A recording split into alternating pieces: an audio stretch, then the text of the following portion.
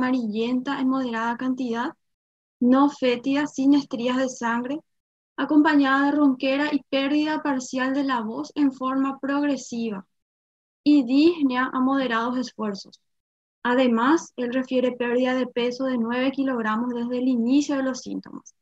Por eso él acude al consultorio, niega sensación febril, dolor y otros síntomas. Ante este caso, con todos estos datos de la AEA, del interrogatorio, y teniendo en cuenta los antecedentes patológicos de este paciente, ¿qué es lo que nosotros podemos pensar? ¿En qué podemos pensar? Él consulta porque él está perdiendo la voz, está con una ronquera importante y perdió peso y tiene como antecedente principal que él fuma 40 cigarrillos, o sea, 40 paquetes años. Súper, una neoplasia. Muy bien, vamos a continuar. La principal causa de neoplasia en los pacientes tabaquistas era una neoplasia laringe.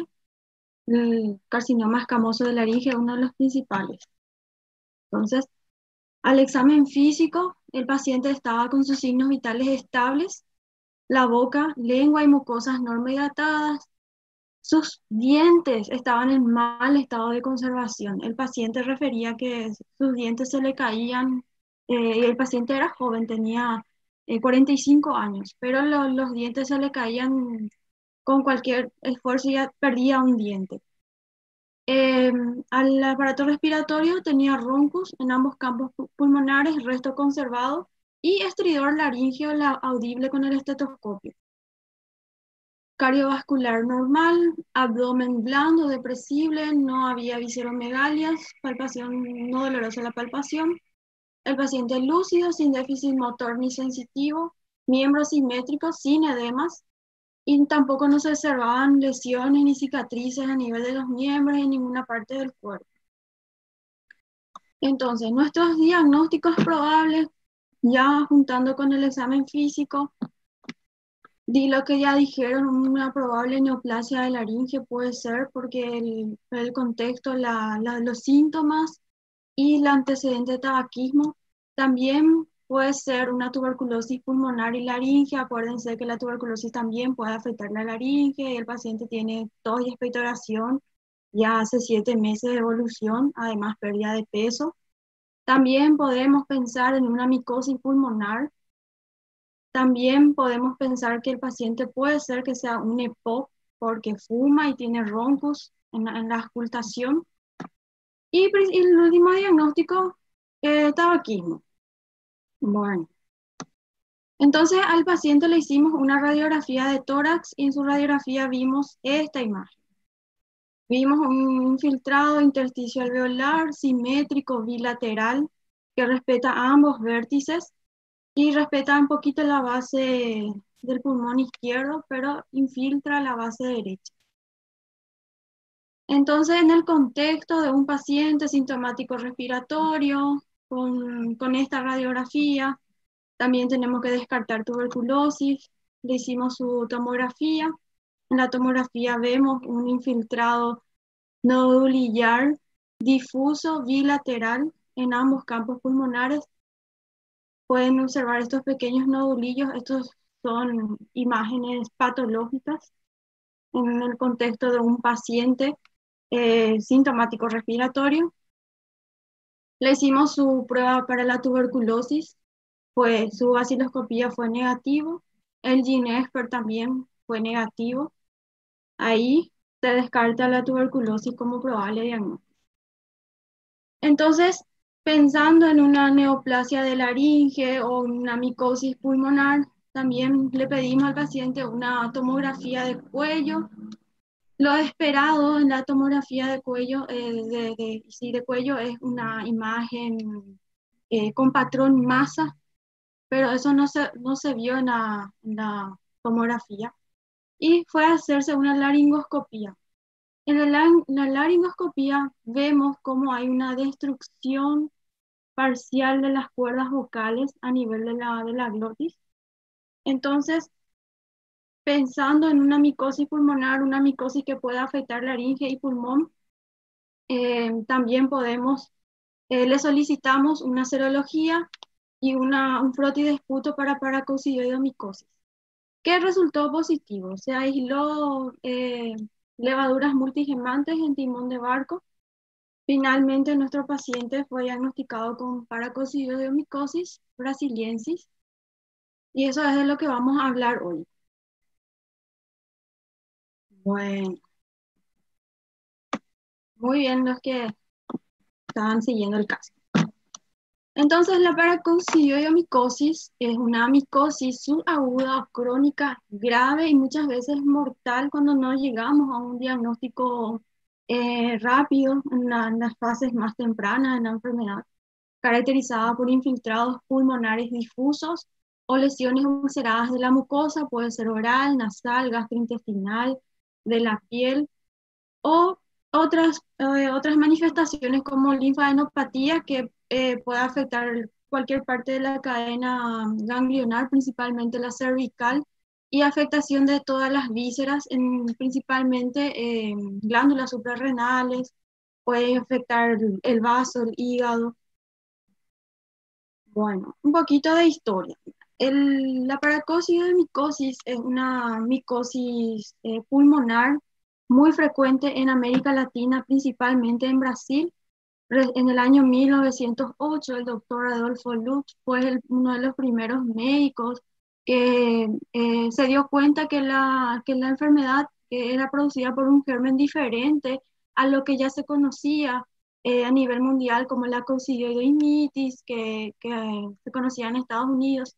Antes se pensaba que era el mismo hongo, pero el doctor Lutz eh, fue el primero que se dio cuenta de que la naturaleza, la etiología, la presentación clínica de los pacientes eran diferentes. Después, el doctor Alfonso Esplendor, en los años 1913, él apoyó la idea del doctor Lutz. Fue el primero que pudo aislar un hongo que tenía característica termodimórfica, pero en esa época muchos de los médicos, estamos hablando en Brasil, en San Paulo, no le dieron importancia al trabajo de estos doctores, y recién en la década del 30 el doctor Floriano Almeida fue el que eh, pudo aislar el agente al que le llamó Paracoccidioidomicosis brasiliensis en honor a estos médicos que ya en décadas anteriores aislaron el germen pero no pudieron identificar. Entonces, la paracoccidioidomicosis brasiliensis es una micosis eh, que se observa más frecuentemente en Brasil. La mayoría de los casos se centran en Brasil, pero se puede observar desde México, o sea, toda América Latina. No hay casos reportados en otra parte del mundo, excepto de América Latina, y excepto algunos países de América Latina. Por ejemplo, Chile es un país que no tiene casos de paracoccidiomicosis que sean autóctonos. Los principales investigadores de la paracoccidiomicosis son los doctores en Colombia y tanto en Brasil, que son los países con alta incidencia de paracoxis. Es la doctora Ángela Restrepo y el doctor Arnaldo López Colombos, que es el principal micólogo que investiga y hace los trabajos sobre paracoccidiomicosis. Entonces, para entender, estudiar y unificar los criterios y saber cuáles son los métodos diagnósticos de tratamiento, usamos la guía del Consejo Brasilero de Paracoccidiomicosis, ya que eh, ellos son los que mayor caso de pacientes tienen y son los que son los mejores que nos pueden decir cómo tratar la enfermedad, ¿verdad? Entonces, el consenso brasileño, le voy a ir pasando también, la clase está basada según este consenso. Bueno, entonces, la paracoccidiomicosis es una micosis sistémica que está relacionada principalmente con las actividades agrícolas, con una incidencia y prevalencia subestimada porque casi no hay notificación. No, es una enfermedad de notificación obligatoria, pero muy pocas veces se notifica y también muchas veces no se diagnostica. Incluso se diagnostica erróneamente como tuberculosis y el paciente inicia tratamiento para tuberculosis puede haber coexistencia de tuberculosis y paracoccidiomicosis juntos. Entonces, hay una baja, una infranotificación, por eso no tenemos los casos, los números no son reales. Es una micosis en general crónica causada por un hongo que es termodimórfico. Eso significa que el hongo tiene la característica de cambiar de conformación según la temperatura en la que se encuentre. Afecta en general a trabajadores rurales de sexo masculino de casi todos los países de América Latina, principalmente hombres con una relación de 13-1. O sea, que se cree que hay menos afectación en el sexo femenino. Habían varias hipótesis, principalmente una de ellas era anteriormente que como los hombres son los que más están manipulando el suelo, son los que más se van a trabajar en el campo, por eso las mujeres se infectaban menos, pero después se dieron cuenta que no era así, hasta que eh, encontraron que la principal causa por la que las mujeres se infectan o desarrollan la enfermedad menos que los hombres es debido a al factor hormonal de las mujeres, que las hormonas femeninas, tanto los estrógenos como los progestágenos, impiden que el microorganismo pase de su forma filamentosa a la forma de levadura, que es la forma infectante que produce la enfermedad. Entonces, eso ocurre en todas las mujeres que están en periodo de fértil. O sea, que las mujeres después de la menopausia tienen el mismo riesgo de enfermar que los hombres. Es una enfermedad granulomatosa primaria del hombre, comprometiendo con mayor frecuencia pulmones, el sistema fagocítico mononuclear, es decir, cualquier punto de la cadena ganglionar, hígado y vaso, tubo digestivo, piel y glándulas suprarrenales. La evolución es insidiosa y puede tener un cuadro clínico con secuelas graves si es que el diagnóstico y el tratamiento no se realizan precoz y adecuadamente. Así como hablamos la semana pasada de tuberculosis, cuando los pacientes llegan a un estado de afectación pulmonar muy importante, las cicatrices que van a dejar en el pulmón también van a ser muy extensas. La paracousi es un germen también altamente fibrogénico, incluso es más fibrogénico que la tuberculosis, deja secuelas mucho más graves, secuelas fibróticas, que también pueden causar insuficiencia respiratoria crónica y incapacitar al paciente de forma crónica debido a la insuficiencia respiratoria. Entonces, para tener en cuenta un poquito cuáles son las micosis pulmonares que más afectan a los seres humanos, tenemos las micosis pulmonares que son oportunistas y las micosis primarias. Los hongos responsables de las micosis oportunistas son el Aspergillus, el Pneumocystis y el Cryptococcus neoformas, que son los principales gérmenes que vamos a aislar frecuentemente, principalmente en pacientes con HIV. Y las micosis primarias, el Histoplasma capsulatum, la Coccidioides mitis, que es la coccidioides, el germen que se observa en otras partes del mundo, y la Paracoccidioides brasiliensis, que es el hongo que más se aísla en América del Sur principalmente. Bueno. Entonces, el hongo se presenta como un hongo filamentoso a la temperatura ambiente y él cambia de conformación a temperatura corporal cuando está en contacto con el ser humano a una temperatura de 37 grados, adquiere su forma de levadura y esa forma de levadura es la que le permite infectar, es la que le permite producir la enfermedad. El hongo se divide por gemación en, en la forma de levadura a 37 grados. Todavía no se conoce en dónde exactamente él habita o cuál es dónde puede encontrarse el hongo, pero se piensa que pueden ser que viva en el suelo, en el agua y las plantas, y posteriormente, una vez en contacto con un humano o un animal, a 37 grados puede el hongo cambiar conformacionalmente y producir la enfermedad. Entonces tenemos la fase de levadura, que son redondeadas, multibrotantes. Esto es lo que le caracteriza al hongo que adquiere esa forma de rueda en timón de marino. y es la forma parasitaria, es la forma que va a infectar. Y la forma filamentosa están formadas por hifas ramificadas, es la forma saprofítica, es la forma en la que se encuentra en la naturaleza y les producen colonias algodonosas, rugosas de color blanco. El reservorio entonces posiblemente es el suelo o el polvo que va a estar cargado de esos hongos, pero eso no se sabe muy bien, se piensa que puede estar en el suelo, por eso está más asociado a personas que tienen antecedentes de trabajo en el campo. También el modo de transmisión es por inhalación de la tierra o el polvo contaminado. No hay modo de contagio de hombre a hombre, de ser humano a ser humano. El periodo de incubación es muy variable, puede ser de un mes hasta muchos años, incluso 20, 30 años después de haberse expuesto el ser humano al hongo puede desarrollar la enfermedad. El periodo de transmisibilidad no se conoce, no hay datos de transmisión directa de la enfermedad de una persona a otra. Es directamente cuando el ser humano aspira o inhala el polvo contaminado con el hongo. Y la susceptibilidad se desconoce. No hay una susceptibilidad, digamos, que como hablamos la semana pasada, tuberculosis, que todos los seres humanos podemos tener.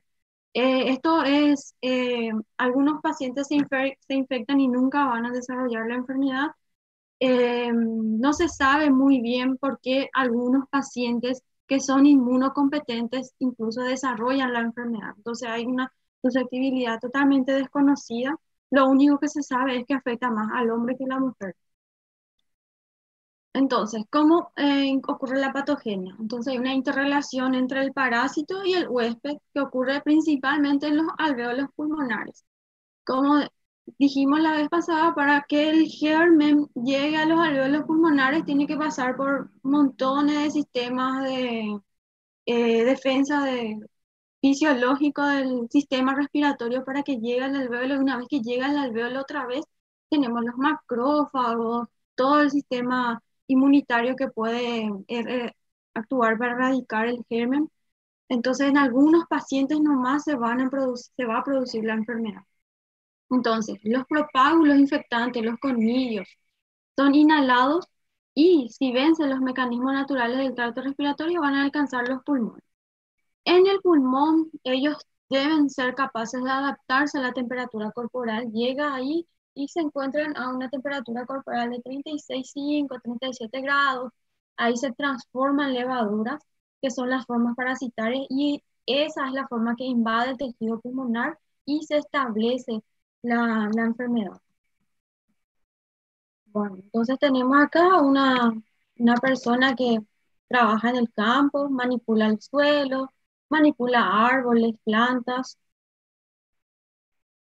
Esta persona va a inhalar el germen que está en el suelo y va a producir, se va a convertir en la forma levaduriforme, que es la que va a producir la enfermedad en algún momento de su vida. No es una inhalación y ella produce la enfermedad rápido, tiene un periodo de incubación muy largo. ¿Cuáles son las áreas más endémicas de paracoccidiomicosis? Y dijimos que afecta de América Latina a toda América Latina, principalmente Brasil. Y estas áreas que están en gris oscura son las áreas con más endemicidad, con más alta endemicidad reconocida.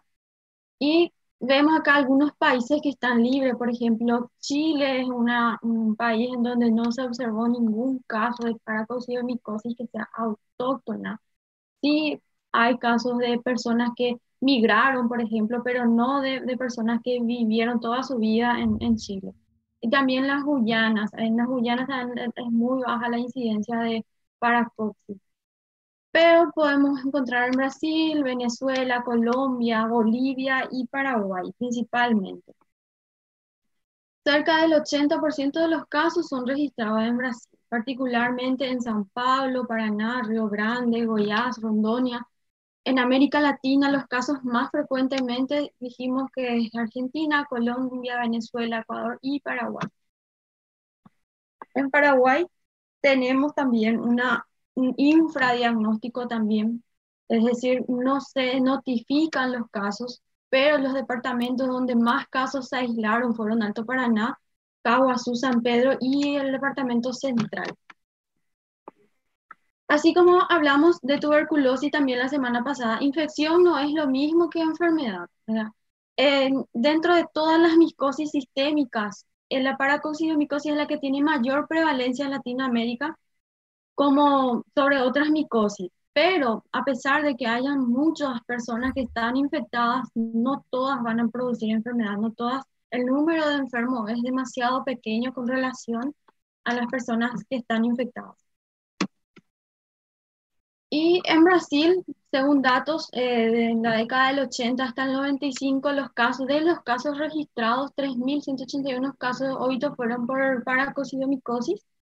En este estudio que se hizo en Brasil, ellos encontraron que la paracoccidiomicosis era la octava causa de mortalidad por enfermedad infecciosa crónica sobre todas las enfermedades infecciosas y parasitarias, inclusive mayor que la leishmaniasis y es más alta, y es la más alta tasa entre las micosis sistémicas, es decir, paracoccidiomicosis está en el primer lugar, después vienen las otras micosis sistémicas en Brasil principalmente. ¿Cuáles van a ser las formas clínicas de presentación? Tenemos las formas tegumentarias o cutáneo-mucosas, formas linfonodulares, formas viscerales y formas mixtas. Dentro de las formas tegumentarias hay lesiones, principalmente en la mucosa bucal, que van a situarse en cualquier región, puede ser lengua, gengivas, labios. Ocurre también en la mucosa yugal, en el piso de la boca, en el paladar o la lengua. También puede haber compromiso de faringe y laringe, que puede ser primaria o frecuentemente puede ser por una contigüidad, es decir, la lesión está en la boca y el germen por las aspiraciones puede pasar a la faringe o puede pasar a la laringe. Entonces puede ser tanto primaria por infección directa o puede ser por contigüidad de una lesión preexistente en la mucosa bucal. Bueno. ¿Qué es importante en esta forma? Que es casi siempre va a haber afectación cutánea o afectación mucosa. Entonces, ¿qué es lo que hay que rescatar en esta forma clínica? Es que a veces dentro de todo el examen físico no podemos olvidar de revisarle la boca al paciente. Y eso es algo muy básico, algo muy simple, que nunca tenemos que pasar, nunca tenemos que saltar ese paso. Mirar la boca del paciente, no importa qué diagnóstico o qué enfermedad, cuál fue la causa de la consulta, hay que revisar la boca. Y si el paciente tiene paladar, una prótesis, se tiene que quitar esa prótesis para mirar el piso de la boca, el paladar duro, y observar si no hay lesiones ulceradas o incluso otros tipos de micosis podemos descartar solo mirando la boca de los pacientes. Entonces, formas tegumentarias cutánea mucosa es la principal forma de presentación y es lo primero que tenemos que mirar la boca y revisar toda la piel. Entonces acá tenemos pacientes con paracoccidiomicosis tegumentaria y cutáneo mucosa, y destruye el cartílago, prácticamente el cartílago, ustedes saben que no se regenera. En el caso de nuestro paciente, del caso clínico, él hizo una estenosis traqueal por paracoccidiomicosis y se le tuvo que hacer una traqueostomía de urgencia y él vivió con su traqueostomía, nunca más se pudo quitar la traqueostomía porque ya tenía todo el cartílago de la laringe destruido por el germen. Bueno, otras formas, acá principalmente vemos la lengua, lesiones en la lengua. Esto, por ejemplo, el diente de los pacientes es un dato muy importante porque la pérdida dentaria sin una causa aparente es un síntoma o una de las causas de la paracoccidiomicosis que tenía afectación mucosa. Otras lesiones, formas cutáneas mucosas. En la laringe, ven cómo se destruye todo el cartílago de la laringe. y esto cura dejando fibrosis y posteriormente hace estenosis traqueal. No, granuloma no es cáncer. El tejido granulomatoso es una forma de reacción inmunitaria tardía que generalmente producen estos tipos de hongos, e incluso la tuberculosis produce una reacción granulomatosa, por eso son enfermedades granulomatosas.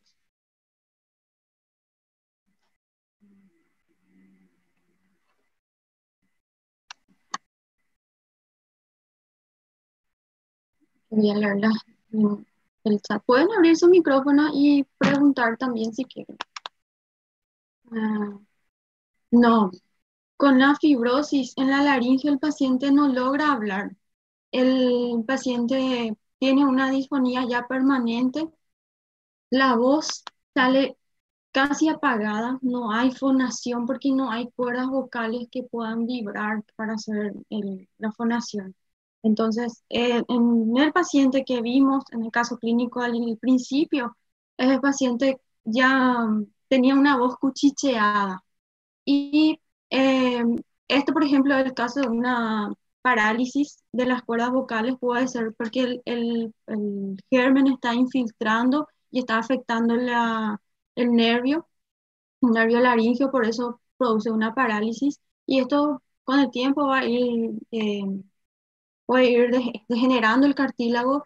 Y en este caso, el paciente que está con una parálisis de las cuerdas vocales en adopción es un paciente grave que puede llevar a la insuficiencia respiratoria, una estenosis, una estrechez glótica muy severa.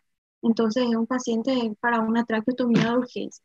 Nuestro paciente, él tenía estridor, él estaba hablando todavía, pero empezó el tratamiento y un mes después tuvo que hacerse la traqueostomía, porque como les dije, cura dejando cicatrices y esas cicatrices eh, producen estrecheces, estenosis, y ese paciente vino por dificultad respiratoria, tenía ya la vía aérea muy estrechada, entonces fue a una traqueostomía.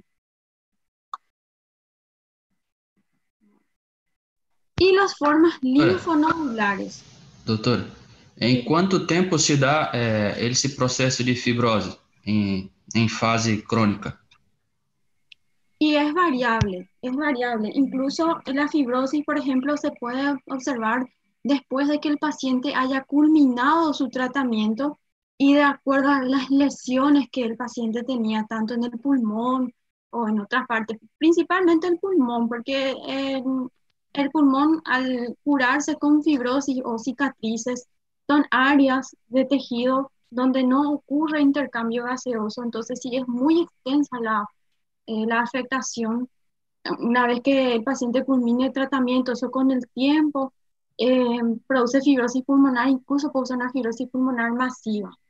Entonces es muy variable. El paciente puede, durante el tratamiento, puede estar ya presentando cicatrices fibróticas o incluso una vez que culmine el tratamiento. ¿Cuánto tiempo dura el tratamiento? El tratamiento dura un año. Un año y se hacen los controles, ¿verdad? Porque más adelante vamos a ver el tratamiento y vamos a ver cuándo nosotros decimos que el paciente realmente se cura, ¿verdad? Porque eh, el germen es muy difícil de erradicar. No hay así como la tuberculosis, ¿se acuerdan de las poblaciones bacilares que persisten en el ser humano a pesar del tratamiento? La paracosis, el hongo, prácticamente también no se erradica del ser humano. Entonces, vamos a hablar más adelante sobre el tratamiento. Então, está baseada em la agressividade que o sistema imunológico se dá frente ao fungo, né? Así mismo, así Graças, mismo. doutora. Las formas linfonodulares puede ocurrir como localización primaria o aparentemente primaria, siendo secundarias a lesiones tegumentarias. Es decir, ¿qué significa? El germen puede afectar directamente los ganglios linfáticos o los ganglios linfáticos aumentados de tamaño puede ser secundario a la infección, por ejemplo, en la mucosa bucal, puede tener ganglios linfáticos inflamatorios aumentados de tamaño. Entonces, puede ser secundario a las lesiones tegumentarias. Entonces, principalmente las formas linfonodulares son la que tenemos en los ganglios linfáticos que afectan principalmente el cuello, pueden ser ganglios linfáticos mediastinales, pueden aparecer en hígado y vaso. Bueno, entonces acá tenemos las formas de la afectación de los ganglios de la cadena cervical. Cuando tenemos pacientes en el examen físico, encontramos un ganglio agrandado, tenemos ya muchos diagnósticos diferenciales para pensar, ¿verdad? El paciente viene a la consulta porque tiene una tumoración en el cuello. Entonces, ¿qué es lo primero que vamos a pensar? Vimos que la tuberculosis puede producir ganglios linfáticos aumentados a nivel de la cadena cervical. Ahora vemos que la paracocidomicosis también puede producir ganglios linfáticos. También podemos ver ganglios linfáticos aumentados en los pacientes con linfoma. También podemos ver ganglios linfáticos aumentados en pacientes con cáncer, que están haciendo una metástasis en esos ganglios linfáticos. Entonces, siempre que tengamos un ganglio linfático en el cuello agrandado, ese ganglio hay que biopsiar. Y las formas viscerales. Las formas viscerales con frecuencia, las lesiones pulmonares principalmente, es lo que más afecta, es el órgano más afectado, principalmente el pulmón, ¿verdad? Puede afectar también el intestino, ya dijimos que también puede afectar el vaso, el hígado, las glándulas suprarrenales, pero hay presentaciones clínicas y rango de edades en la que se ve o pulmón o va a ser hígado o vaso. Entonces, el pulmón es el principal órgano afectado, también puede afectar el bronquio, los ganglios linfáticos, que pueden ser, también afecta la laringe, como en el caso de nuestro paciente, la mucosa oral, mucosa nasal, todos estos órganos que pueden ser afectados por la paracocidomicosis. Incluso el sistema nervioso central, produciendo imágenes con patrón masa, puede confundirnos muchas veces con una neoplasia. Cuando tenemos un paciente con inmunosupresión grave que tiene una lesión en el sistema nervioso, pueden ser muchísimas cosas. Puede ser eh, histoplasma, criptococcus, paracoxis, toxoplasmosis, tuberculosis. Entonces, una vez que tengamos un paciente con HIV que tiene una lesión en el sistema nervioso central, hay que abrir toda nuestra batería de probables diagnósticos diferenciales, principalmente gérmenes oportunistas. Bueno, el compromiso pulmonar en la paracoxis es el más importante porque el pulmón es la puerta de entrada. La única forma de contagio es la aspiración del polvo contaminado que una vez que el germen ingresa, afecta, llega al alvéolo donde puede, si sobrevive, puede producir la enfermedad.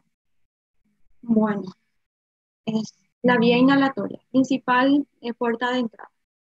Y por la frecuencia de las lesiones pulmonares y la intensidad de su secuela fibrótica es elevado el número de pacientes de lo que hablamos, que después de vencer el cuadro infeccioso presentan insuficiencia respiratoria que muchas veces pueden ser incapacitantes. El paciente puede incluso dejar de trabajar porque tiene una fibrosis pulmonar eh, secundaria muy extensa que le impide muchas veces al paciente incluso deambular, hacer sus actividades cotidianas y menos todavía va a poder volver a reinsertarse al mundo laboral. Por eso es que se insiste en el tratamiento precoz antes de que las lesiones sean demasiado extensas, porque esto está directamente relacionado con el grado de afectación pulmonar. El compromiso por el pulmonar es en general en pacientes con la forma crónica. No vemos compromiso pulmonar en la forma aguda o subaguda. Es muy raro ver en la forma juvenil, donde ocurre en el 5% de los casos. Los pacientes en general presentan edad superior a los 30 años. Cuando tenemos paracocidomicosis en la forma pulmonar, son pacientes adultos que en su juventud estuvieron expuestos a algún factor, como ya sea trabajo en el campo, o en el caso de nuestro paciente, él se dedicaba a talar árboles en zonas boscosas en donde eh, estos pacientes, estas personas que no tienen ningún tipo de protección, Esto es ya hablando de medicina laboral, no tiene ningún tipo de protección durante el trabajo y está expuesto en forma crónica al polvo y a los árboles, a las zonas rurales, en donde probablemente él se habrá infectado en algún momento de su vida en esa faja etaria, en ese rango, y después de los 40 él desarrolló la enfermedad. El cuadro clínico, la duración de la enfermedad, casi siempre los pacientes vienen meses después. ¿Cuándo un paciente viene a consultar rápido? El paciente viene a consultar rápido cuando ve una lesión en la piel que no se cura, que no está curando, incluso está aumentando, esta lesión está empeorando. Entonces ahí el paciente, eso le llama la atención, la asusta y viene a consultar. Pero cuando el paciente tiene tos y expectoración, tos de 4, 5, 6 meses, no le da importancia, viene a consultar cuando ya no puede respirar o viene a consultar porque de repente expectoró sangre. Entonces, por eso es que la duración de la enfermedad es muy larga, porque el periodo en el que el paciente viene a consultar es también muy larga, porque él tolera, él tose y puede trabajar igual. Incluso los pacientes que fuman, ellos le atribuyen su tos a la tos propia del fumador. Entonces ellos saben, luego, bueno, yo fumo, luego seguro que voy a toser. Entonces no le dan importancia y no vienen a consultar rápido. Bueno, también el compromiso del sistema fagocítico mononuclear puede existir en esta forma crónica, pero no es un hallazgo dominante. Principalmente en la forma crónica es el pulmón el principal órgano afectado. Entonces acá vemos la descripción radiológica característica de esta enfermedad, que son los infiltrados, intersticios alveolares. Como ven, estos puntitos, esos son micronodulillos que afectan ambos campos pulmonares en forma simétrica y generalmente respetan vértices y respetan bases. También se les llama infiltrados en ala de mariposa. Esta es la radiología característica de los pacientes con paracosis, pero no significa que sí o sí vamos a encontrar este infiltrado en todos los pacientes. Es un infiltrado que encontramos cuando eh, es un infiltrado que se puede encontrar, podemos relacionar con paracosis, pero podemos tener pacientes infectados con forma pulmonar que no presenten este infiltrado. Y por último están las formas mixtas, que son las que se presentan en localizaciones en más de un órgano. Acá tenemos una serie de casos para ilustrar estas formas mixtas de paracosis o micosis del sistema nervioso central. Generalmente puede tener una localización pulmonar, casi siempre es pulmonar la puerta de entrada y afectación del sistema nervioso central con forma de una masa con que desvía la línea media, tiene un halo con refuerzo. Y incluso puede dar esta imagen que acá impresiona, que es una área de hipodensidad. Podemos pensar en muchas patologías, ¿verdad? A nivel del sistema nervioso. El cuadro clínico va a ser de un síndrome piramidal principalmente, ¿verdad? Un paciente con hemiplegia. Entonces, una tomografía para ver el patrón que tiene y ir descartando, porque no va a ser la paracosiomicosis en el sistema nervioso, no va a ser el primer diagnóstico en lo que vamos a pensar cuando tenemos una imagen así. Primero vamos a ver si es un paciente con HIV o si es un paciente inmunocompetente. Si es un HIV, esto puede ser un montón de otros diagnósticos, o si es un paciente inmunocompetente, vamos a pensar en una neoplasia.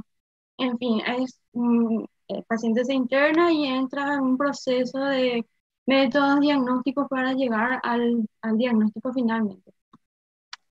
Entonces acá tenemos una afectación a nivel de piel y ganglios linfáticos. Entonces, una forma mixta. La clasificación clínica. Entonces tenemos la paracociomicosis infección, la paracociomicosis enfermedad, y esto tiene otra vez la forma aguda y la forma crónica, que puede ser unifocal o puede ser multifocal, es decir, a más de un órgano o solamente un órgano. Y finalmente la forma residual o la forma secuelar. Bueno, entonces la forma aguda o subaguda es la forma juvenil muestra una evolución más rápida. Esto nosotros vemos en personas menores de 30 años y niños y adolescentes. La mayoría la mayor presentación clínica es la afectación del sistema fagocítico mononuclear, es decir, podemos ver niños con ganglio linfático aumentado o una hepatoesplenomegalia em, importante con ascitis, pueden tener hipoalbuminemia, pueden tener edemas a miembros inferiores, también pueden existir lesiones cutáneas y un envolvimiento osteoarticular que es raro y más raro todavía el comprometimiento pulmonar en esta forma aguda y subaguda. Entonces acá tenemos un paciente de 14 años que tiene unas lesiones en piel de 2 meses de evolución. Además, él presentó fiebre, pérdida de peso y también tenía un síndrome poliadenopático más hepatoesplenomegalia. Entonces se le hizo la biopsia de piel y se encontraron estas levaduras multigemantes, radiografía de tórax normal, no hay afectación pulmonar, diagnóstico de paracociomicosis forma juvenil. Otros pacientes, acá tenemos pacientes con ganglios linfáticos aumentados, supuración de estos ganglios linfáticos inguinales, hepatoesplenomegalia en este niño, formas juveniles, formas ganglionares cutáneas. Y la forma crónica, que es la del adulto, tiene una evolución más lenta, duración más prolongada, afecta principalmente individuos masculinos por encima de 30 años. Las lesiones pueden permanecer localizadas en forma unifocal o envolver más de un órgano o sistema. Puede ser multifocal, es decir, pulmón, ganglio linfático, pulmón, sistema nervioso, pulmón, glándula suprarrenal. Entonces aquí es cuando ya tenemos más de 2 órganos involucrados, afectados por el parásito, por el germen, por el hongo. En los tejidos de estos pacientes hay una tendencia a la formación de granuloma organizado porque es una enfermedad granulomatosa activa el sistema inmunitario, es la reacción inmunitaria tipo 4, que es la reacción que forman los granulomas. Y tenemos otra vez acá las lesiones cutáneas y las lesiones ganglionares. El compromiso de la mucosa bucal principalmente. Acá vemos lesiones por debajo de los dientes. Este paciente puede llegar a perder su diente fácilmente. Entonces, mirar la boca de nuestro paciente es fundamental, ya que las formas cutáneas y cutáneo-mucosas son las formas más frecuentes de presentación. Nuestro infiltrado radiológico en alas de mariposa también puede producir cavidades en el pulmón, sistema nervioso central y agrandamiento de las glándulas suprarrenales con la afectación de la suprarrenal. En general, las manifestaciones clínicas el paciente puede presentar malestar generalizado, indisposición, anorexia y la pérdida de peso. La pérdida de peso es una manifestación clínica muy importante porque si el paciente llega a un estado de nutrición severa debido a la enfermedad, es un paciente que independientemente de todo es un paciente grave, un paciente que se tiene que internar. Entonces la pérdida de peso en estos pacientes es lo que tenemos que tener muy, muy bien en cuenta a la hora de la consulta. La fiebre no es observada con frecuencia, pero si es que hay fiebre es un signo de gravedad. También los cuadros pulmonares, en la paracociomicosis, los cuadros pulmonares son poco frecuentes, es bastante común el compromiso simultáneo de otros órganos, en especial de la piel, mucosa y las vías aéreas superiores y los ganglios linfáticos. ¿Cómo vamos a evaluar el paciente? Llega el paciente a la consulta, principalmente la anamnesis y el examen físico. El examen físico es muy importante porque ahí en el examen físico nosotros ya vamos a encontrar, ¿no?, si hay lesiones en piel, si hay lesiones en la boca, si el paciente tiene o no ganglios linfáticos aumentados de tamaño, si hay una hepatoesplenomegalia, y con el examen físico podemos detectar la presencia de ictericia, ascitis, edema periférico, que pueden justificar la investigación de hipoalbuminemia, por ejemplo. Y la pérdida de peso y la fiebre puede completar el cuadro clínico de estos pacientes. ¿Qué es lo que vamos a solicitar? Una radiografía simple de tórax para descartar compromiso pulmonar. Ecografía abdominal en caso de que en el examen físico encontremos nosotros algún signo que justifique, no le vamos a pedir ecografía a todo el mundo, solamente si hay presencia de hepatoesplenomegalia o ascitis o ictericia o algo que justifique el pedido, un hemograma completo, las pruebas bioquímicas del perfil hepático, el perfil proteico. Y en la forma crónica lo mismo, vamos a tener una anamnesis y el examen físico que deben incluir la investigación de signos y síntomas relacionados al compromiso pulmonar principalmente. El paciente ya va a venir ya con una historia de tos y expectoración cuando tiene un compromiso pulmonar. Cuando tenemos que buscar las lesiones en piel y las lesiones laringia puede ser como en el caso de nuestro paciente que vino a consultar por estridor, o sea, disfonía, pérdida de la voz. La cadena linfática, evaluar todos los ganglios linfáticos principalmente del cuello. Y el sistema nervioso central, historia de cefalea, si el paciente tiene algún déficit motor, un signo de focalidad neurológica. Y los exámenes complementarios, la radiografía, el hemograma, todos los exámenes que justifiquen, ¿verdad? Si es que el paciente tiene una focalidad neurológica, vamos a pedir una tomografía de cráneo y así. Bueno, eh, entonces, los hallazgos en la radiografía torácica varían desde opacidades lineales, pueden ser reticulares, nódulos, infiltrados mal definidos, consolidación, incluso podemos llegar a tener forma de presentación de lesiones cavitadas. Y ahí es cuando es muy difícil tener un diagnóstico certero porque la mayoría de las lesiones cavitadas son producidas por la tuberculosis también y vamos a estar en el contexto de un paciente con una infección respiratoria crónica, con una radiografía con cavitación. Entonces, la vaciloscopía, el NINEXPERT y un estudio, un frotis de KOH para cocidomicosis nos va a dar el diagnóstico certero, ¿verdad? Tenemos que tener en cuenta la paracoccidomicosis como diagnóstico diferencial de la tuberculosis, porque la tuberculosis es mucho más frecuente que la paracocci. Y también tenemos que tener en cuenta que ambas eh, patologías pueden coexistir en un mismo paciente. No es frecuente, pero puede haber.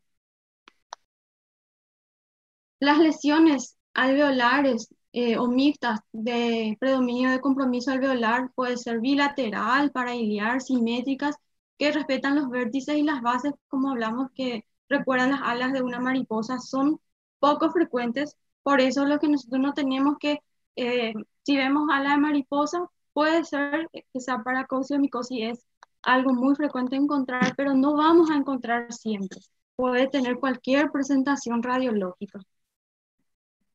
La misma radiografía. Acá vemos también un filtrado intersticio alveolar que acá llega a afectar hasta los vértices, pero respeta acá mi base y respeta un poquito la base derecha también. El mismo paciente con diagnóstico para coccidiomicosis, incluso acá podemos ver una pequeña cavidad. Y la tomografía. ¿Cuándo vamos a pedir tomografía?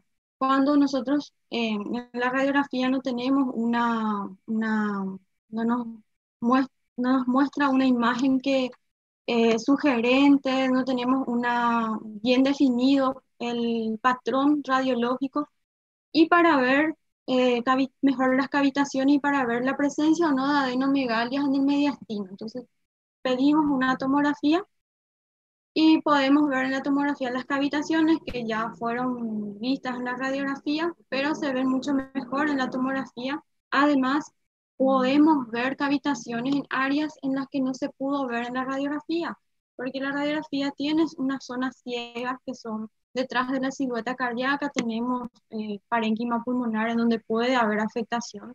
Detrás de las cúpulas diafragmáticas también son zonas ciegas de la radiografía.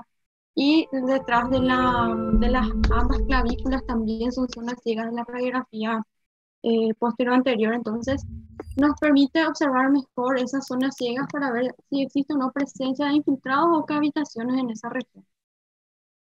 Entonces acá tenemos un signo característico de la tomografía de los pacientes con paracoccidiomicosis, que es el signo del halo reverso, que es, que es este.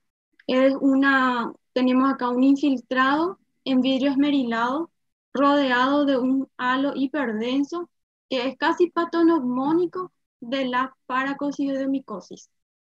Entonces, el vidrio esmerilado seguramente ya escucharon muchísimo en estos últimos tiempos porque produce la neumonía por COVID, pero no todo vidrio esmerilado es COVID. Muchísimas patologías pueden producir vidrio esmerilado, incluso un edema agudo de pulmón puede presentarse con vidrio esmerilado, una hemorragia alveolar difusa puede presentarse con vidrio esmerilado. Y acá tenemos este patrón vidrio esmerilado rodeado de un halo hiperdenso que es característico de la paracociomicosis, se llama signo del halo reverso.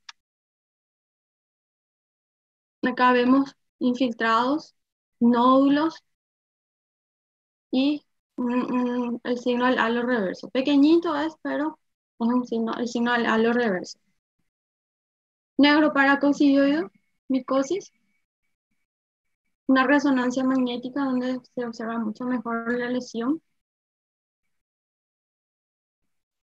Y el diagnóstico. Bueno, el diagnóstico puede ser por tomas de muestras de pus, exudados, esputo y biopsia. Se realiza un examen directo con hidróxido de potasio al Lugol. ¿Por qué se le dice halo reverso?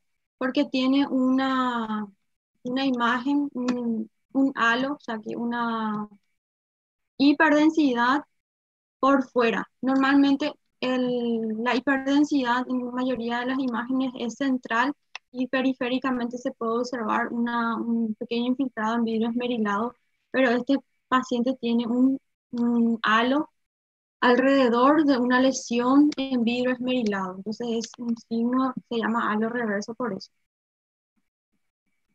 Doutora, Sí, ¿puedo decir que el patrón de vidrio esmerilado es para fibrosis? no. Bueno, sí, se puede decir si es una neumonía intersticial usual. O sea que cuando nosotros, cuando entramos en el campo de las fibrosis pulmonares, tenemos una amplia, digamos, patrones tomográficos y una amplia clasificación otra vez. Porque las fibrosis pulmonares pueden ser primarias o pueden ser secundarias. Las fibrosis pulmonares primarias, tenemos 7 tipos de fibrosis pulmonares primarias. Y entre las fibrosis pulmonares secundarias podemos hablar de la fibrosis resultante de la tuberculosis, secuela de tuberculosis, secuela de paracoxis, en pacientes que usan fármacos, por ejemplo, la amiodarona es un fármaco que puede producir fibrosis pulmonar. Entonces, es una fibrosis pulmonar secundaria. Hay fibrosis pulmonares, la mayoría de ellas incluso, que se presentan con vidrio esmerilado pero tienen otras estructuras o otras imágenes características que van a determinar si es una neumonía intersticial usual, si es una neumonía intersticial específica, si es una neumonía organizada criptogénica, es decir, tiene otra vez muchas características asociadas al vidrio esmerilado. El vidrio esmerilado puedes ver muchísimas patologías, pero siempre va a llevar algo acompañado a esa imagen. Por ejemplo, puede haber vidrio esmerilado y panalización, por ejemplo. O puedes tener vidrio esmerilado y bronquiectasias de tracción, por ejemplo. ¿Entendés? O solamente vidrio esmerilado. El vidrio esmerilado, bueno, me voy a mostrar. Realmente el vidrio esmerilado no es en esta imagen, lo que podemos ver es, por ejemplo, bueno, acá ven, estas son áreas de pulmón sano. Es más oscura. Y acá vemos, acá bien en el centro, vemos una área un poquito más blanca, ¿verdad? Una opacidad, pero que permite ver a su través estructuras del parénquima pulmonar. No sé si me entienden. No es nomás el mejor ejemplo porque hay, en las neumonías por COVID podemos ver mejor el ejemplo de vidrio esmerilado porque es solamente vidrio esmerilado donde se observa en COVID, por ejemplo. Pero acá tenemos vidrio esmerilado, tenemos pequeños nodulillos, tenemos engrosamiento de los septos interalveolares, e incluso tenemos otra vez este halo alrededor de un centro con vidrio esmerilado. Entonces, hay muchas estructuras, muchas imágenes radiológicas que acompañan a este vidrio esmerilado. Pero para ver bien el vidrio esmerilado miren una tomografía de un paciente con COVID. En la próxima clase voy a poner una para que puedan ver. Pero el vidrio esmerilado, por definición, es una opacidad pulmonar en la tomografía que deja ver a su través estructuras del pulmón. ¿Cuáles son las estructuras? Y van a ser los vasos, los septos que se pueden observar a través de esa opacidad. No es como esta opacidad, por ejemplo, que es totalmente blanca, hiperdensa, que no deja ver nada a su través. Acá sí podemos observar estos pequeños puntitos que son los vasos pulmonares principalmente. eh, Se llama vidrio esmerilado o vidrio fosco, como le dicen, que es como ese vidrio que está todo borroso, que vos eh, podés ver las cosas a través del vidrio, pero no ves en forma nítida. Es más o menos eso es lo que quiere decir, eso es lo que quiere explicar cuando dice vidrio esmerilado en la tomografía. No sé si entendieron, no le confundí más.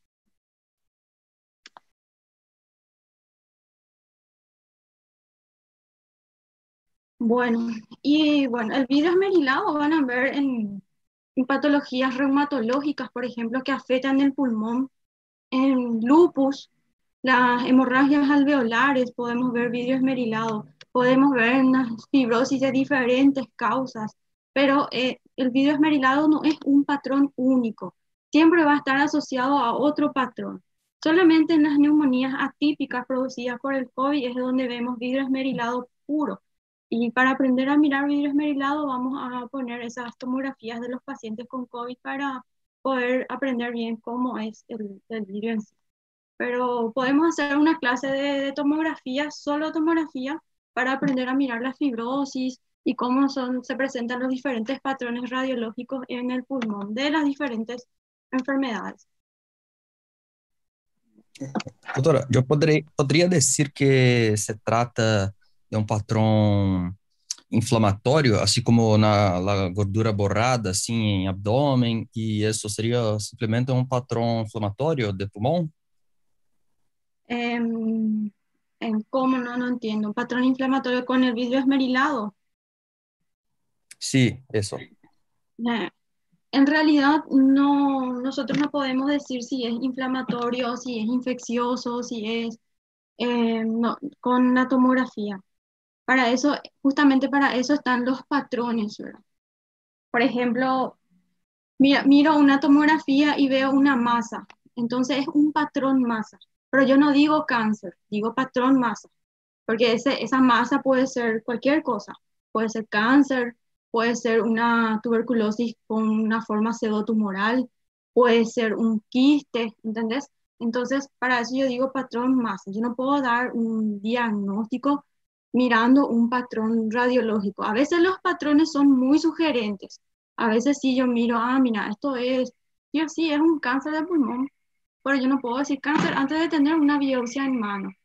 ¿Me entienden? Entonces los patrones radiológicos se usan para eso, para tener eh, mejor, mm, abrir un espectro de posibilidades diagnósticas.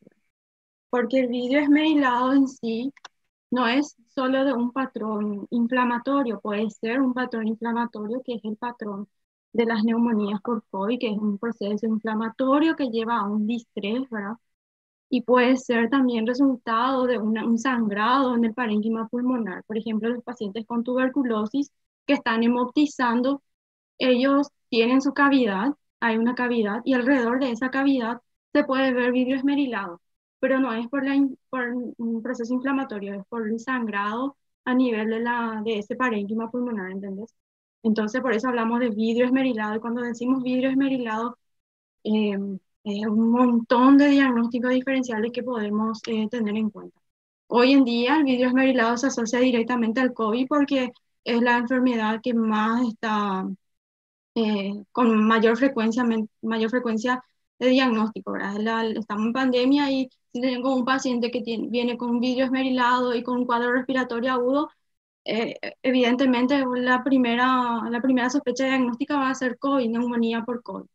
Pero si no estuviéramos en pandemia y yo veo un paciente con vidrio esmerilado, tengo miles de diagnósticos diferenciales que descartar, desde enfermedades reumatológicas, desde reacciones secundarias a fármacos que pueden afectar el pulmón, fibrosis pulmonares, ¿entienden? Un montón de diagnósticos diferenciales. Entonces, únicamente si vemos las tomografías, ahí vamos a ir diciendo, bueno, acá hay un patrón vidrio esmerilado que está acompañado con bronquiectasia de tracción, puede ser una enfermedad pulmonar intersticial difusa de tal característica, ¿entienden? Eh, es bastante amplio. Bueno, podemos continuar. Mais uma pergunta. Quando há uma perda de uma grande superfície pulmonar por fibrose, como vai a quedar pós-tratamento su padrão ventilação, por exemplo, em la saturação do oxígeno em ar ambiente, em la gasometria? O paciente vai ter disneia? Como vai ser sua vida pós-tratamento, pós-comprometimento de fibrose de superfície pulmonar? Bueno, em, para empezar, si es que digamos que la afectación es en ambos campos pulmonares y que tiene una fibrosis pulmonar que afecta el 70% de su pulmón.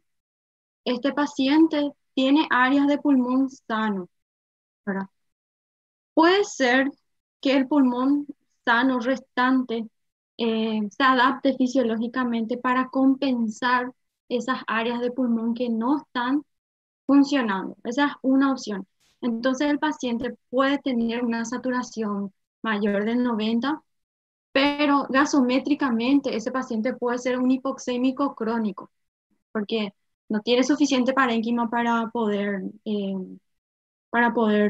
hacer el intercambio gaseoso. ¿Cómo nosotros vamos a ver eso? Por ejemplo, si fuera un deportista, vaya a tener que parar de practicar esportes, por ejemplo. Y eso es, por ejemplo, muy... eh, depende, porque hoy en día tenemos pacientes con EPOC que tienen todo el pulmón destruido por el humo del tabaco, con enfisema, que entran a procesos de rehabilitación respiratoria.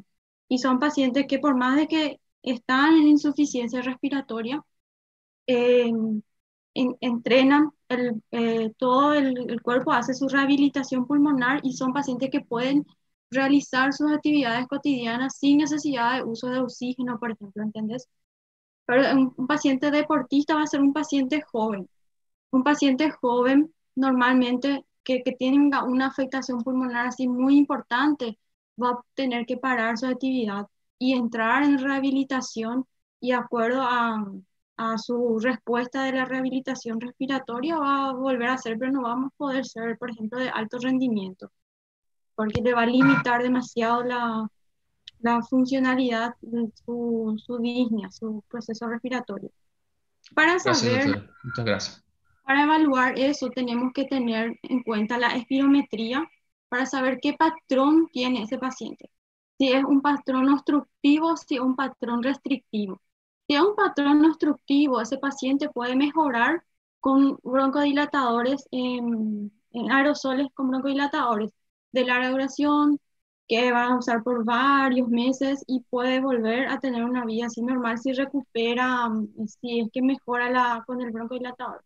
Si el paciente tiene un patrón restrictivo, tenemos que hacerle una prueba de difusión de monóxido de carbono para ver qué tanto está afectado ese pulmón, qué tanto, porque los patrones restrictivos son generalmente los patrones por fibrosis y el pulmón no se regenera.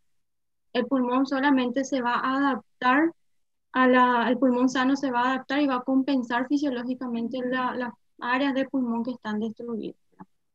Entonces, con la prueba de difusión de monóxido de carbono, nosotros vemos si es que hay una disminución de la difusión y esa disminución es muy grave, moderada o leve.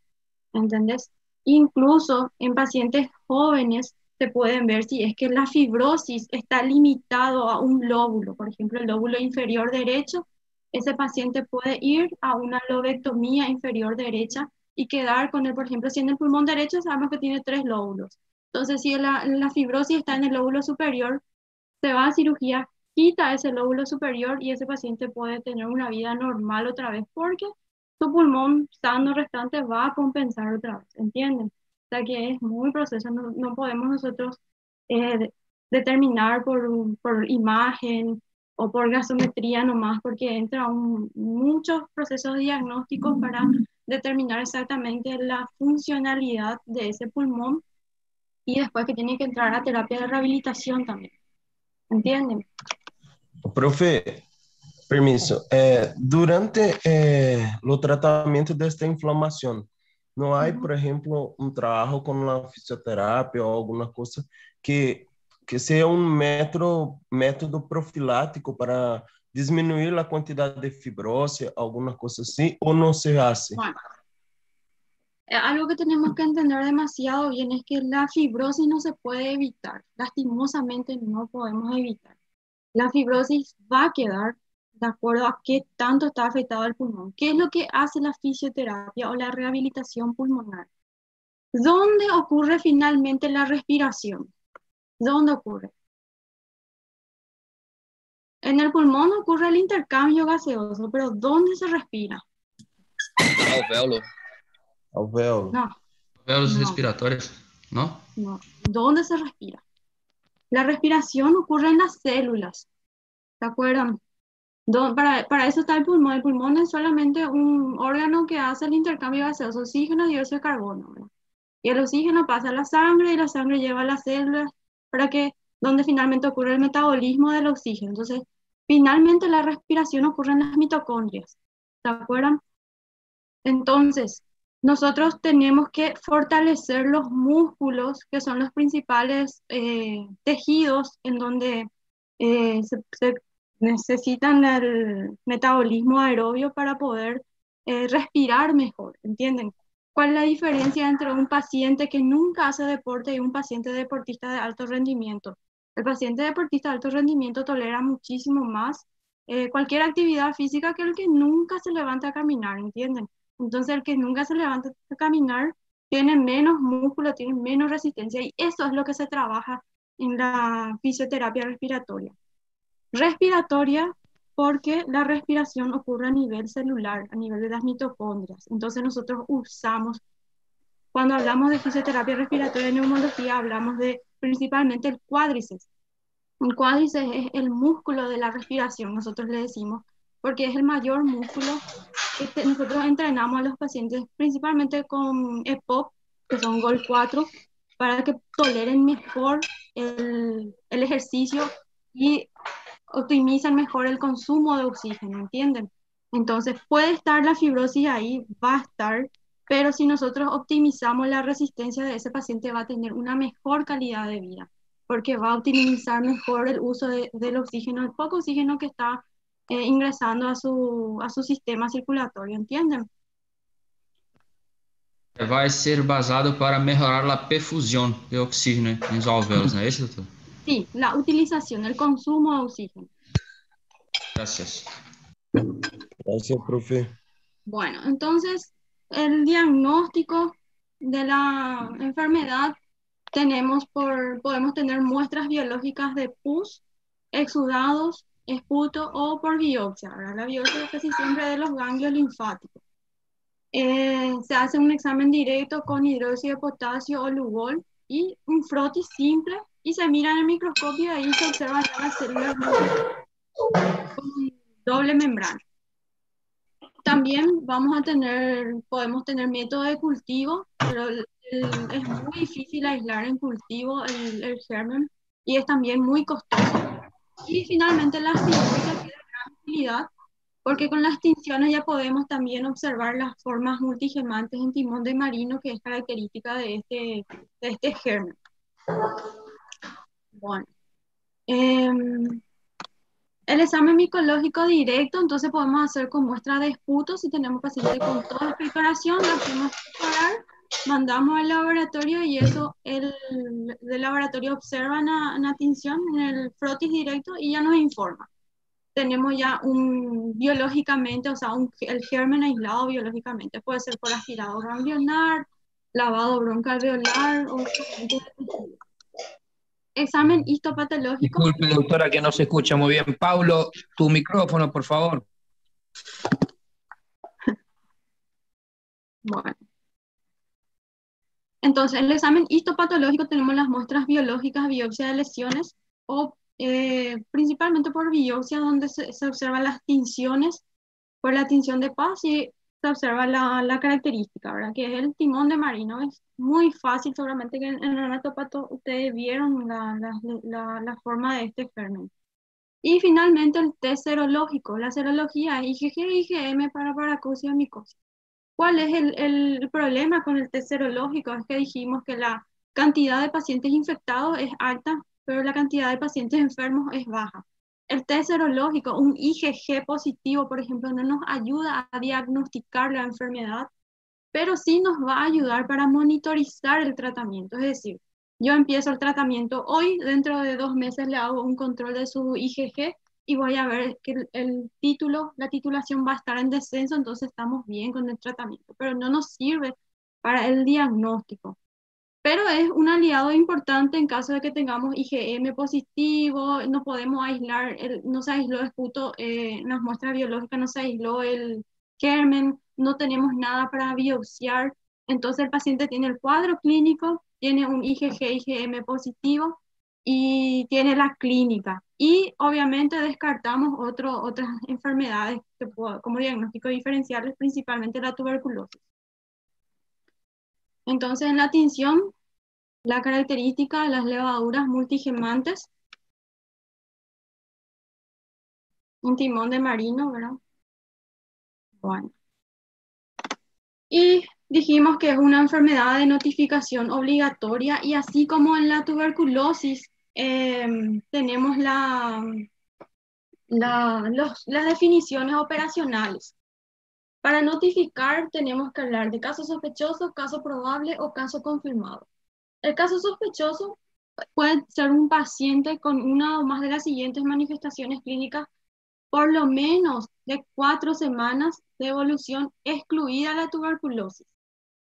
Todos con expectoración irísnea, cialorrea, lesión ulcerada en la mucosa nasal o oral, lesiones cutáneas, las adenomegalias, o niños o adultos jóvenes con hepatosplenomegalia. Casos sospechosos, o sea, tenemos la clínica del paciente excluida la tuberculosis. Caso probable, paciente con manifestaciones clínicas compatibles con paracoxis y títulos de anticuerpos séricos para paracoxis de micosis brasiliensis. Y acá está la respuesta a la pregunta, preferencialmente por inmunodifusión cuantitativa. La técnica de contrainmunoelectroforesis es una alternativa válida también, pero la técnica de ELISA es la que no debe ser utilizada porque es altamente inespecífico para la paracocidomicosis. Entonces, caso probable, tenemos un paciente con las manifestaciones clínicas y los títulos séricos de anticuerpos positivos para paracosis. Y el caso confirmado, paciente con manifestaciones clínicas compatibles con paracocidomicosis, en cuya secreción, fluido corporal o material o de lesión fue observado la presencia de paracosiomicosis por el examen micológico. Es decir, un caso confirmado es cuando yo puedo aislar el germen de cualquier muestra biológica. Así como hablamos de tuberculosis bacteriológicamente positiva, cuando logramos aislar el bacilo, en paracocidomicosis, caso confirmado es cuando tengo el paciente con la clínica y aislamos en cualquier fluido o tejido el germen. Entonces, estos son a fines de notificación. Ya hablamos que es una enfermedad de notificación obligatoria. Estos, por ejemplo, tienen Debería existir en Paraguay un programa nacional también para diagnóstico y tratamiento, así como hay un programa nacional para la tuberculosis, en donde se le brinda un tratamiento gratis a todos los pacientes. También deberíamos tener un programa para paracoccidiomicosis, debido a que es una enfermedad altamente incapacitante si es que no diagnosticamos a tiempo, y también el tratamiento es muy costoso. Entonces, deberíamos tener un apoyo del gobierno para poder tratar estas enfermedades, porque muchas veces nosotros logramos diagnosticar, pero a veces el paciente no tiene condiciones económicas de solventar su tratamiento y pueden abandonar a mitad de tratamiento, ni siquiera muchas veces logran iniciar su tratamiento, ¿verdad? Entonces es muy frustrante. ¿Cuándo vamos a internar un paciente con paracoccidiomicosis? Pacientes con formas diseminadas, es decir, cuando afectan más de dos órganos, pulmón, sistema nervioso, pulmón, ganglios linfáticos, pulmón, glándulas adrenales, piel y paracoccidiomicosis gastrointestinal. O sea que cuando hay un comprometimiento que va más de dos órganos, y lo que le decía hace rato, importante compromiso del estado nutricional. Esos son los pacientes que nosotros vamos a internar porque son considerados pacientes graves. Los pacientes que presentan comorbilidades como HIV, tuberculosis o neoplasia concomitante con la paracoccidiomicosis tienen que también internarse. Y los pacientes con secuelas que están con inestabilidad clínica, tales como EPOC descompensada, cor pulmonar, enfermedad de Addison, estenosis de la laringe o la tráquea, son pacientes que tienen que internarse. Bueno, las secuelas generalmente llevan a fibrosis, ¿verdad? Estas fibrosis pulmonares son áreas de pulmón que no están produciendo intercambio gaseoso. Ustedes se acuerdan por fisiología que el único órgano, la única parte del cuerpo humano en donde las arterias se contraen cuando hay hipoxia es el pulmón. Entonces, cuando tenemos áreas de pulmón que no están funcionando, entonces las arterias pulmonares se contraen en esas áreas. Y esa contracción de las arterias pulmonares por hipoxia, que es fisiológico, lleva a un estado de hipertensión pulmonar. Esta hipertensión pulmonar con el tiempo y dependiendo del grado de lesión pulmonar, del grado de afectación pulmonar, puede llevar a una insuficiencia cardíaca derecha, y esta puede resultar un cor pulmonar, ¿verdad? Cuando tenemos una hipertensión pulmonar severa, paciente con signos de insuficiencia cardíaca, estamos hablando de cor pulmonares, que es secundario a principalmente vemos en pacientes con EPOC, en pacientes con fibrosis pulmonar o a una otra patología estructural pulmonar crónica, ¿entienden? Entonces, paciente con cor pulmonares, tenemos que internar si es que está con una inestabilidad clínica, ¿verdad? Porque el tratamiento va a ser como una insuficiencia cardíaca ya. No podemos nosotros lastimosamente evitar esas complicaciones. No se ven todos los pacientes, pero van a encontrar pacientes con cor pulmonares secundario a una enfermedad pulmonar de base. Principales diagnósticos diferenciales. Entonces, nuestros pacientes con paracoccidiomicosis que tienen antecedentes de paracoccidiomicosis, cuando vienen por un cuadro respiratorio, tenemos que pensar primero en una recaída. Puede ser una paracoccidiomicosis recaída, puede ser otras enfermedades infecciosas por hongos, que es muy variable y esto va a estar relacionado directamente con el estado de inmunosupresión del paciente. Puede ser por una sobreinfección bacteriana, y acá también vamos a parar un poquitito. Las fibrosis o los daños, la anomalía en las estructurales en el pulmón secundarias a tuberculosis, secundaria a fibrosis, incluso los pacientes con asma o los pacientes con EPOC, tienen la estructura del parénquima pulmonar alterado, y esa alteración del parénquima predispone muy fácilmente a las infecciones bacterianas en estos pacientes. Entonces, una sobreinfección bacteriana es muy frecuente, entonces podemos pensar en una recaída o en una sobreinfección bacteriana.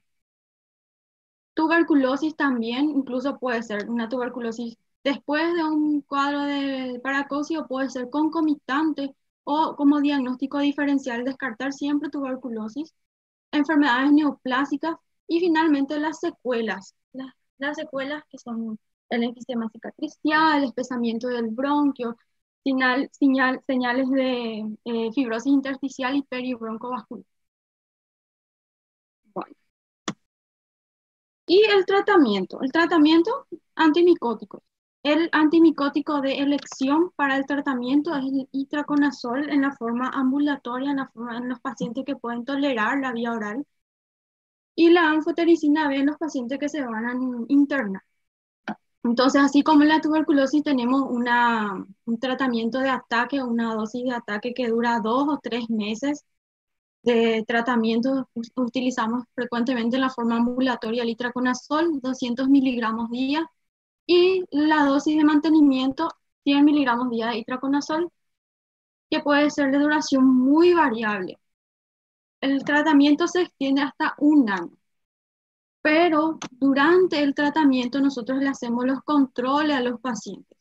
Si es que el paciente presenta todavía clínica o presenta todavía títulos de anticuerpos muy altos o el paciente tiene una imagen, o sea, nuevas imágenes en la radiografía, tenemos que prolongar más el tratamiento. Lastimosamente no tenemos así exactamente cuánto tiempo, así como en la tuberculosis decimos, bueno, en en las tuberculosis sensibles tratamos 6 meses, se cura y ya está. ¿No? En la paracociomicosis tenemos que hacer, el tratamiento va a durar de acuerdo a la evolución del paciente.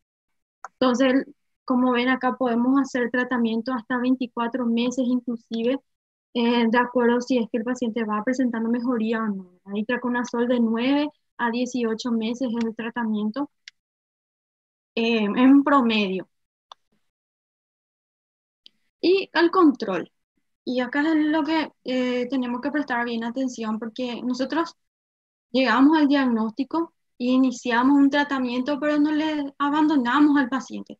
Tenemos que hacerle un seguimiento para evaluar la respuesta al tratamiento.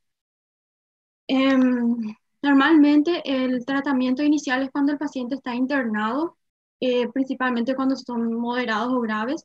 Podemos iniciar tratamiento en forma ambulatoria cuando presenta un cuadro leve, pero esta internación es para recuperar el estado nutricional y evaluar la respuesta primaria al tratamiento. Tenemos que evaluar a nuestro paciente cada mes hasta que se complete el tratamiento. Es decir, hoy empezamos, vas a venir dentro de 1 mes para tu control. ¿Y qué incluye ese control? Ese control incluye una evaluación clínica para ver cómo se está comportando clínicamente, si el paciente mejoró, está subiendo de peso, si el paciente dejó de toser, si la disnea del paciente está mejorando, si tiene menos expectoración, o si tenía lesiones en los ganglios linfáticos, o va a ir disminuyendo de tamaño. Acompañamiento hematológico, hay que pedirle un perfil hepático por lo menos a los pacientes todos los meses porque va a tomar drogas muy hepatotóxicas y de acuerdo si es que altera o no el perfil hepático, nosotros le vamos a suspender o no el tratamiento porque tenemos que considerar esos efectos secundarios también. Bioquímico, tratamiento serológico, donde le vamos a pedir su titulación de IgM, IgG, que tiene que ir en descenso, y el control radiológico, que en muchos pacientes van a permanecer las lesiones, o en algunos pacientes van a ir apareciendo las cicatrices fibróticas, o en algunos raros pacientes pueden curar sin dejar cicatrices. Cuando nosotros hablamos de que el paciente está curado, cuando tenemos una cura clínica, el paciente clínicamente está estable, sin ningún síntoma, con un índice de masa corporal normal, una cura micológica, cuando no se aíslan más los gérmenes en ningún fluido biológico, una cura radiológica cuando ya tenemos, ya no hay lesiones en la radiografía o tenemos lesiones cicatriciales, ¿verdad? Lesiones de fibrosis, y una cura inmunológica. La inmunología nunca va a ser negativa, vamos a mantener títulos séricos bajísimos, pero de eso se trata la cura inmunológica, cuando la IgM, IgG, entre 1,2, 1,4 de titulación. Bueno, la cura clínica, dijimos que cuando desaparecen los signos y síntomas de la enfermedad, que ocurre después de un tiempo relativamente corto. Normalmente en el primer mes de tratamiento el paciente ya prácticamente ya no tiene síntomas. La evolución da al paciente la impresión de que ya está curado y ahí es donde otra vez nosotros tenemos que tratar de insistir con el paciente que no abandone su medicación porque como les dije es costoso y si es que abandona hay riesgo de recaída porque el tratamiento es largo y prácticamente el germen difícilmente se erradica del ser humano. Entonces, tenemos que concientizar y tratar de que el paciente continúe su tratamiento de forma regular. La cura micológica, cuando se negativiza el examen micológico de esputo, que se observa después de un tratamiento Doctor, una eficaz. consulta. Sí.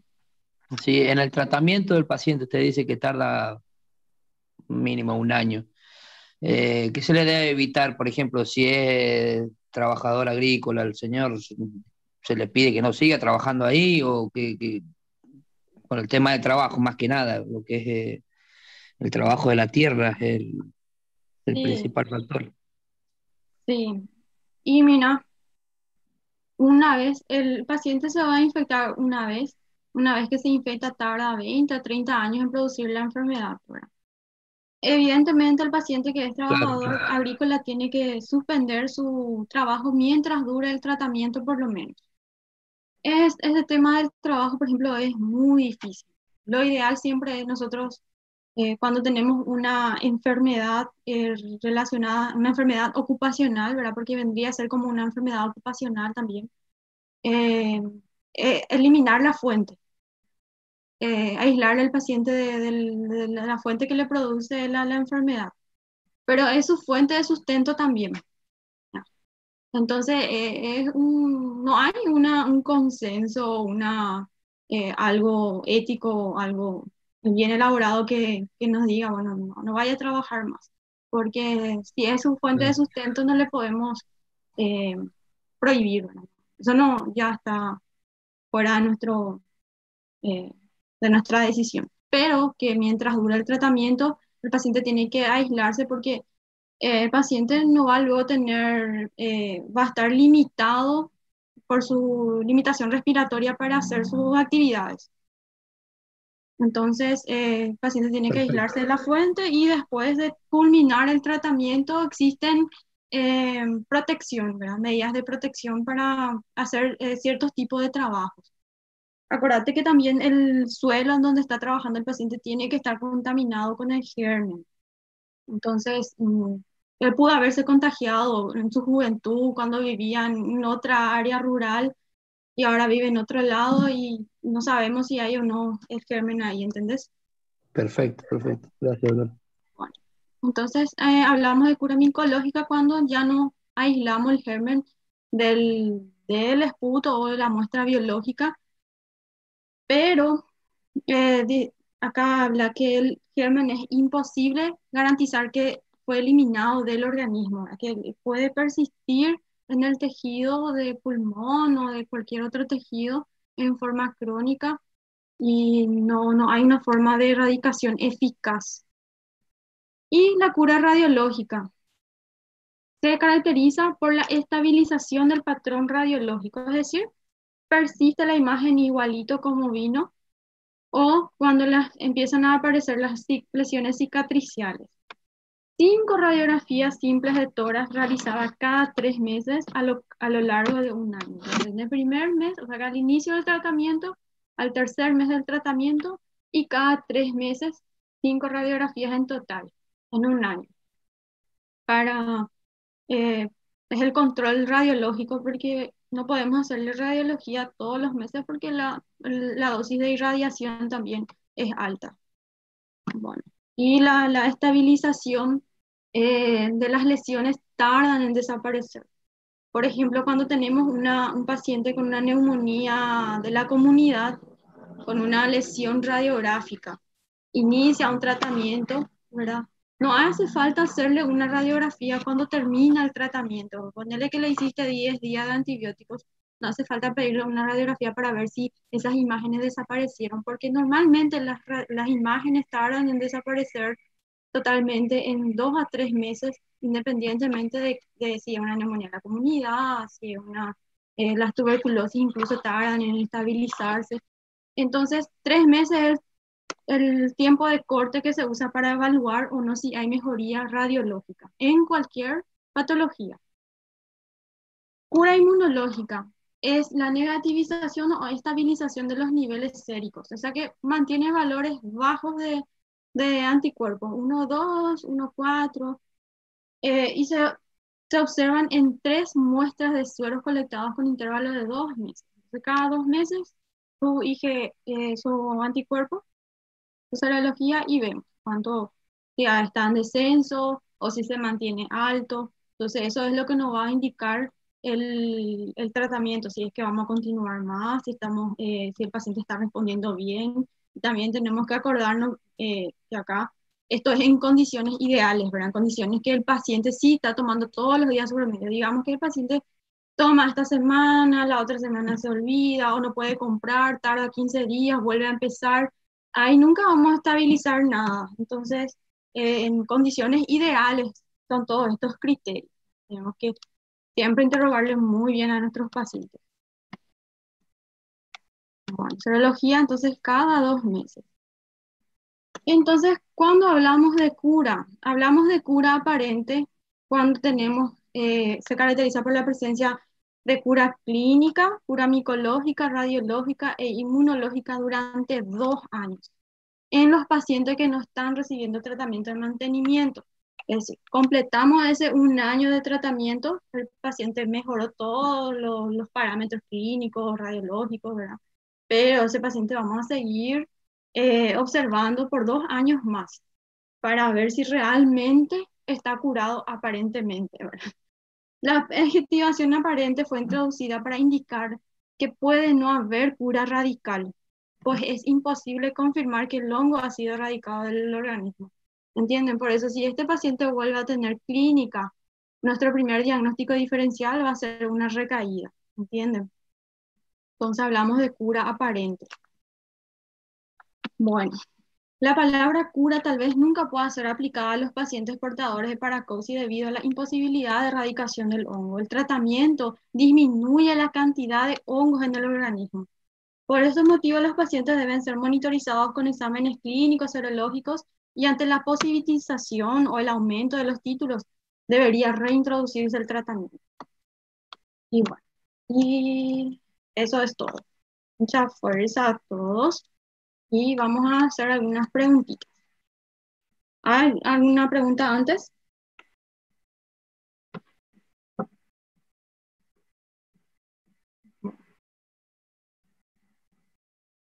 Lo que me gustaría reforzar con esto es que es una enfermedad endémica en nuestra región. Hay muchos pacientes, hay un infradiagnóstico. Tenemos que nosotros, así como cuando hablamos de tuberculosis, pensar en la posibilidad diagnóstica, porque si no pensamos luego en la posibilidad diagnóstica, difícilmente vamos a diagnosticar y podemos dejar pasar. Y las secuelas ven que pueden ser secuelas incapacitantes incluso para muchos pacientes.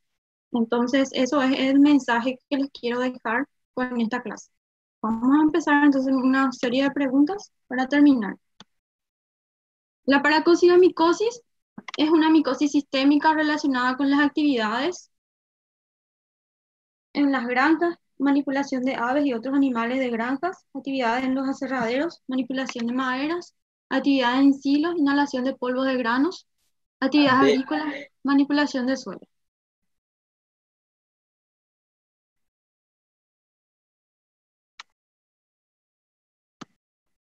Bueno, esto es muy fácil para fijar el concepto. Actividades agrícolas, manipulación de suelo. La paracociomicosis es un germen dimorfo que se presenta en forma de levadura, que a temperatura corporal adquiere la forma filamentosa que es la forma parasitaria en seres humanos, forma de levadura, que es la forma parasitaria en seres humanos, forma de levadura, que es la forma saprofítica.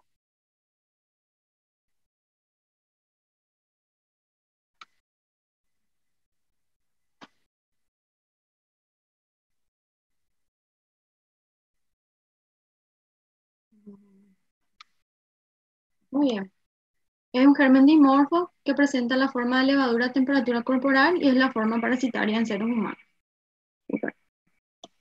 Con respecto a la forma aguda o subaguda de la paracoccidiomicosis, podemos afirmar, excepto, presenta una evolución rápida con amplia diseminación del hongo a múltiples sistemas.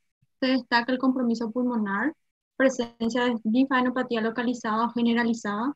Puede presentar hepatoesplenomegalia.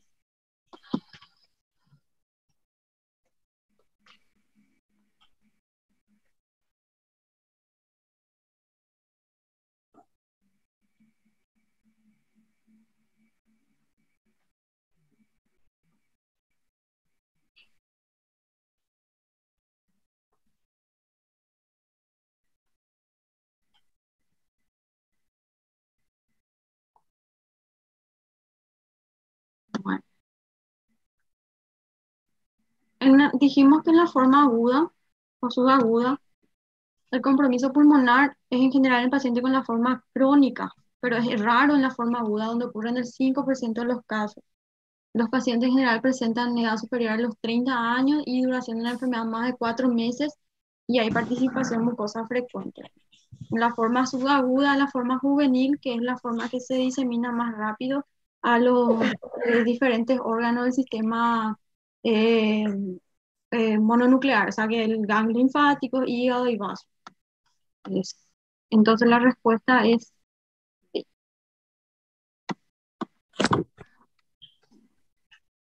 Con respecto a la forma crónica de la paracoccidio, podemos afirmar, presenta evolución lenta y duración prolongada, afecta principalmente a individuos de sexo femenino, es más frecuente en adultos, no hay excepto.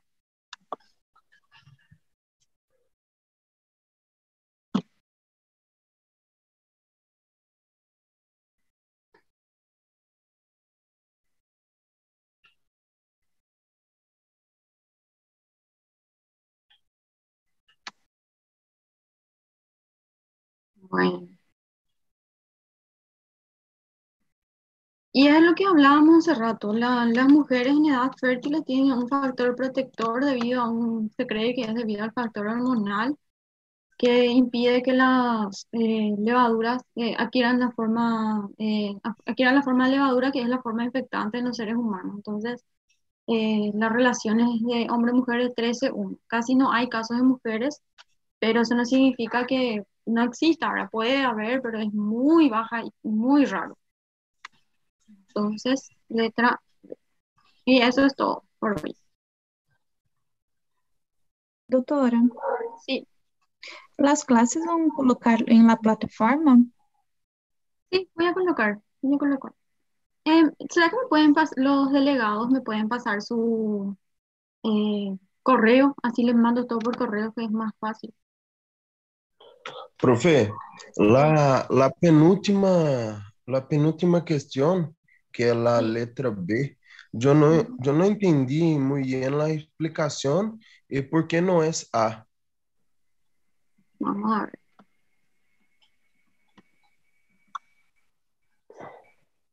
Porque es la forma juvenil, forma aguda, ¿verdad?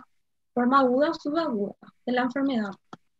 La forma aguda es la que aparece en niños o sea, que en personas adultos jóvenes y en niños, y que tienen una evolución más rápida y que se disemina a múltiples sistemas, principalmente ganglios linfáticos, hígado, vaso, ¿te acordás? Ah, Entonces, bueno. sí, y tenemos la forma crónica, y en la forma crónica es la que tiene mayor compromiso pulmonar. La forma aguda también podemos ver compromiso pulmonar, pero es muy raro, un 5% de los pacientes nomás. Ah, sí, entendí ahora. Gracias.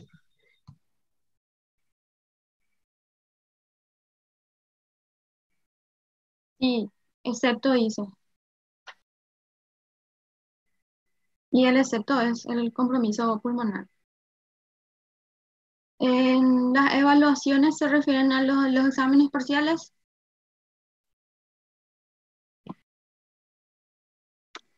Bueno, va a ser todo múltiple choice y van a ser preguntas sacadas de todo lo que vimos en clase. No va a haber nada de otro lado ni nada muy rebuscado. los conceptos que yo quiero que ustedes manejen, dejo en la clase y quiero que tipo abran la mente para posibilidades diagnósticas y diagnósticos diferenciales que muy pocas veces se piensan en ciertos diagnósticos diferenciales, entonces principalmente eso es lo que quiero que aprendan. Por eso hablamos de tuberculosis y paracosiomicosis primero, porque son diagnósticos diferenciales muy frecuentes, pero siempre van a ver que todo es neumonía, neumonía, neumonía, neumonía. Y no siempre todo es neumonía, ¿entienden? Entonces, si no piensan en los diagnósticos diferenciales, muy difícilmente vamos a diagnosticar, ¿entienden? Entonces, estas dos primeras clases vamos a hacer con los principales diagnósticos diferenciales de las enfermedades respiratorias más frecuentes, endémicas en nuestra región inclusive. Y la próxima clase vamos a hablar de neumonía. Neumonía de la comunidad, neumonía intrahospitalaria. Seguro que ya dieron bastante en clínica médica, pero vamos a hablar otra vez, vamos a darle un enfoque más práctico y más simple. La clasificación de aguda y crónica es según la edad del paciente. La clasificación aguda, por eso luego aguda, subaguda o forma juvenil se llama. Y la clasificación crónica es por todos los pacientes mayores de 30 años. No, toda aguda no puede evolucionar a crónica porque una enfermedad aguda es una enfermedad de instalación muy rápida que requiere tratamiento en ese momento. Bueno, el paciente sí o sí va a acudir a consulta porque va a tener una lesión ganglionar o en piel, que es lo que siempre le llama la atención y es por lo primero que ellos van a consultar. Entonces a ella se le va a diagnosticar y la forma aguda no cronifica. La forma crónica es crónica luego porque tarda en aparecer.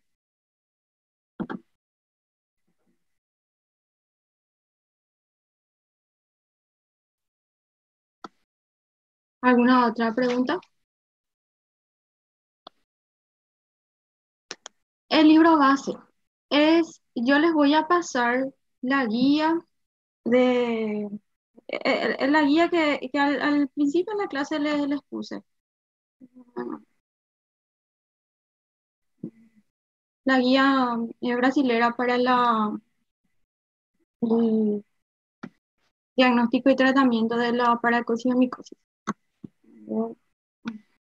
Es la más actualizada, es del año 2017. El consenso. Me gustaría que lean de esto porque a veces los libros están un poco más atrasados y los consensos siempre se actualizan, cambian algunos términos o cambian algo en el tratamiento y hay que tratar de adaptarnos siempre a la literatura internacional porque no importa en dónde vos estés, vos tenés que saber diagnosticar y tratar de acuerdo a las guías internacionales y esto es lo que se usa para el diagnóstico y tratamiento de paracosis. Entonces, esto es lo que yo voy a estar pasando. El libro es una guía nomás para académico, algo que yo podía poner del libro y hacer todo del libro, pero ustedes van a ser médicos generalistas el día de mañana y tienen que tener idea de que en realidad la mayoría de los diagnósticos y tratamientos se basan en consensos y guías internacionales.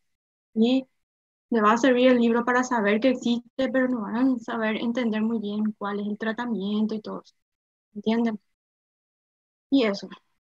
Entonces, la próxima clase vamos a hablar de neumonías para ir cerrando la parte de enfermedades infecciosas. Y buen fin de semana.